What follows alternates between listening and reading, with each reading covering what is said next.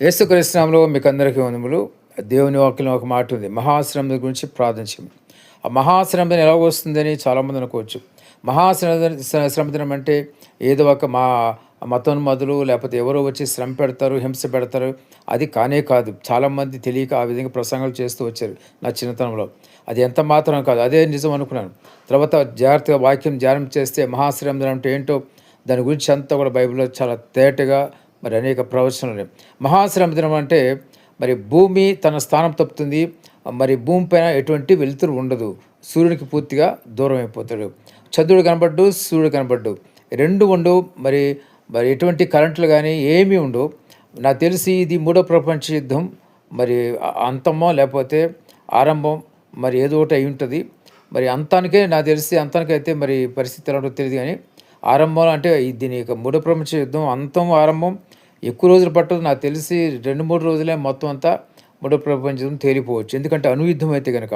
అణుయుద్ధం అయితే ఒక దేశం మీద ఒక అణువు బాంబు వేస్తే ఆ దేశం మళ్ళీ ఈ దేశం ఇంకో బాంబు వేసి ఈ విధంగా మరి ప్రపంచ యుద్ధం జరిగినప్పుడు 2 వర్గాలకు చీలిపోతాయి కాబట్టి ఒక దేశం మీద ఇంకో దేశం మీద వీళ్ళు అణుబాంబులు వేసుకుంటే కనుక భూమి అనేది ఎక్కడ కూడా ప్రజలు ఎక్కడ కూడా మిగలరు.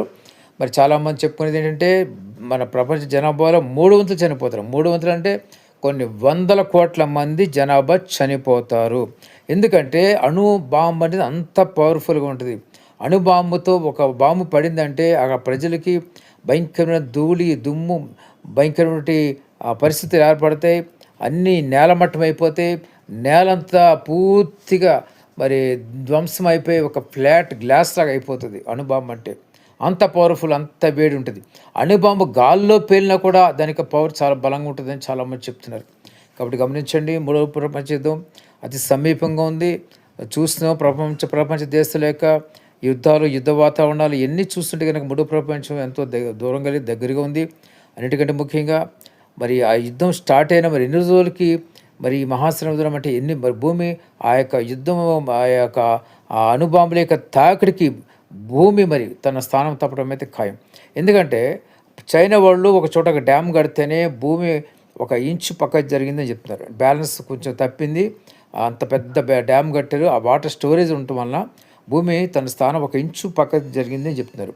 1 ఇంచు పక్కకి జరిగితే ఒక డ్యామ్ కడితేనే మరి బాంబులు వర్షం పడితే అణుబాంబులు భూమి మరి ఎన్ని కిలోమీటర్ల దూరం వెళ్ళిపోతుందో మనకు తెలియదు.